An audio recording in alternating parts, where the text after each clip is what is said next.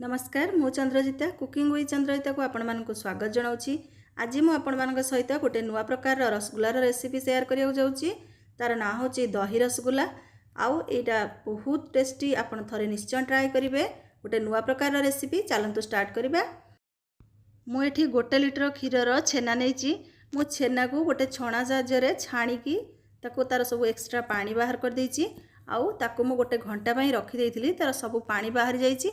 जदि आपण छणारे छाणी परिबे नहले गोटे कॉटन कपड़ारे भी ताको बांधिकी रखि परिबे। ताको बेसी चिपुड़ीबार नाही। तापरे मु छेना को टिके भल भाबरे हाथ रे चकटी नउछि। देखंतु छेनार चकटिबा प्रोसेसटा होछि मेन इंपोर्टेंट। तेणु आपण छेना को भल भाबरे चकटिबे। मोटी 10 रु 15 मिनिट पर्यंत छेना को पूरा हाथ रे चकटी नैछि। देखंतु हाथर पापुली साहाय्य रे ताको घसी घसीकी पूरा सॉफ्ट होला पर्यंत चकटिया को पड़िबो। देखंतु एबे छेना मोर पूरा सॉफ्ट हो गलानी। देखंतु एमती पूरा सॉफ्ट हबो। एबे मु सेई छेनारू टिके टिके नेकी हाथ रे एमती गोल गोल करिकी छोट छोट बॉल टाइप रो करनेबी।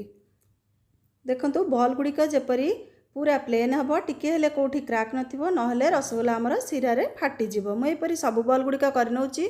मोर एटी पाखापाखी 30 टा कि 32 टा बॉल हेछि। देखंतु मोर सब बॉल भी हे गला। एबे मु सिरा प्रस्तुत करबी। सिरा पई मु गोटे कप नेछि चीनी आ 4 कप नेछि एठी पानी। रसगुल्लार सिरा साधारणतः बहुत पानिया होता है, तेणु पानी रे परिमाण 4 भाग देबे। गोटे भाग चीनी हेले 4 भाग पानी। ताको मु हाई फ्लेम रे फुटौची। फुटिला मात्रे ता देहरे बॉल गुड़ी को पकई देबी। देखंतु एथर मु बॉल गुड़ी को सब पकई देली। एबे मु रसगुल्ला को घोड़ेकी 10 रु 15 मिनिट पर्यंत हाई फ्लेम रे फुटेबी। 10-15 मिनिट भितर रसगुल्ला सिझी जिवो। देखंतु मोर रसगुल्ला एबे सिझी गलानी। आउ देखंतु केमती डबल साइज रो हे गलानी। आउ सिरा भी एमती पानी पानी रहइबो। एबे मु गैस फ्लेम को बंद कर देली। देखंतु मोर रसगुल्ला किपरि पूरा सॉफ्ट हेछि।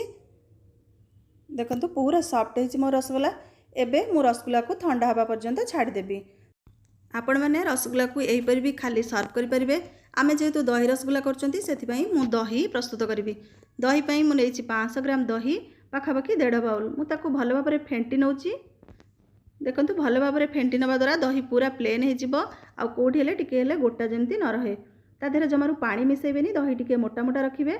एबे मु दही रे रसगुल्ला को पकेबी। रसगुल्ला को पकेया पूर्व मु गोटे छणारे छाणीकी ताको टिके तार सिरा को बाहर कर दोची चिपुड़ीकी।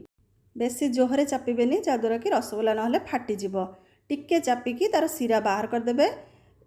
कौन हबना ता द्वारा रसगुल्ला भितर को टिके दही पसिबो।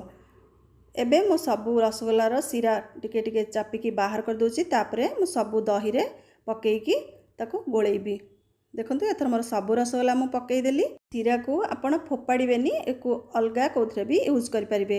एबे मु रसगुल्ला को भल भाबरे दही देहरे मिसई नउची।